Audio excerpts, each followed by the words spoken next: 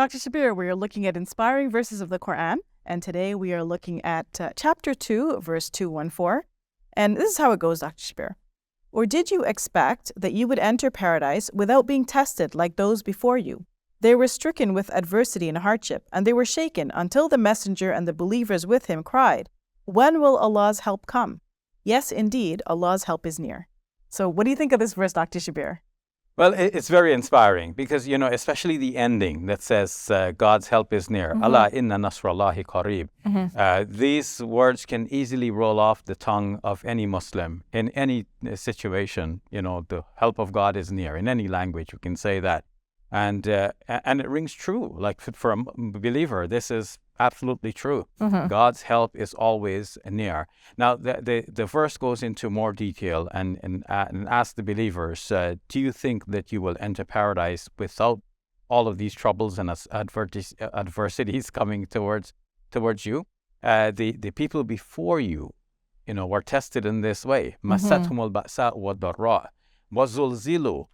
They were shaken by adversity and hardship. The term zulzilu, this is the same term for earthquake. Yes, I was thinking about that.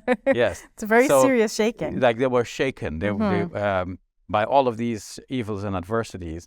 حَتَّى يَقُولَ الرَّسُولُ وَالَّذِينَ آمَنُوا مَعَهُ مَتَى نَصْرُ اللَّهِ. To the extent that even the messenger and those who believed with him said, when will the help of God come? So it's, for the messenger to be able to say this, yes, that means they were really shaken to the core. Because in Muslim belief, the messengers of God, these are the prime examples of being faithful, of, maintaining trust in God and so on. And, having a grip on and composure on oneself in any situation of adversity, right? So it has to be something that is so severe that the messenger also would be crying out to God and saying, when is the help of God going to come? And Dr. Shabir, sometimes people say, why me, right? This is a typical thing. People face some tragedy or some difficulty and they say, why did Allah do this to me, right?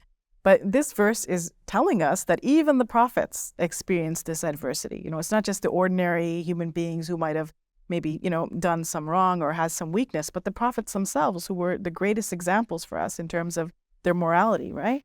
They experienced difficulty as well. So it's not like God is punishing us, for something that we did. It's just a fact of life.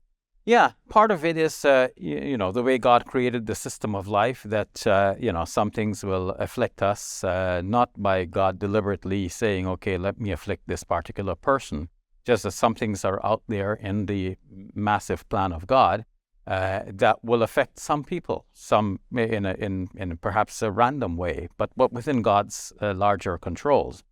And sometimes God is allowing a certain person to be afflicted as a way of exalting the status of that person. The tests that we go through in various levels of our schooling varies with level. Like the level of difficulty varies with the level of study. Like you don't expect that we're going to be at university and we're writing the same test that we wrote in elementary school. No, it's not going to make any difference. It's not going to be a test anymore.